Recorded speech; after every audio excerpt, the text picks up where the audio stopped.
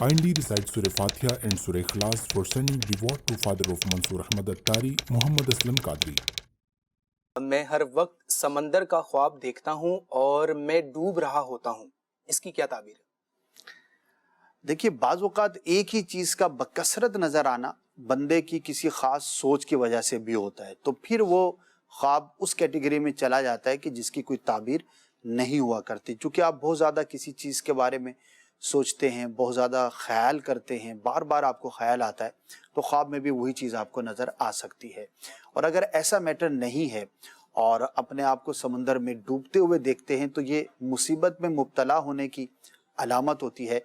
اور بعض اوقات یہ علامت ہوتی ہے کہ بندے کی جو خواہش ہے، جو مراد ہے، جو تمنا ہے، وہ پوری نہیں ہوگی. تو اگر کوئی جائز تمنا ہے، جائز خواہش ہے، جن دنوں میں آپ نے خواب دیکھا ہے، تو اللہ کی بارگاہ میں دعا کریں اور کچھ رائے خدا میں خرچ کریں اور صلاۃ الحاجات بھی پڑھیں، تو انشاءاللہ عز و جل آپ کی جو جائز تمنا ہے، خواہش ہے، وہ پوری ہوگی. So thank you very much for your comments and your messages.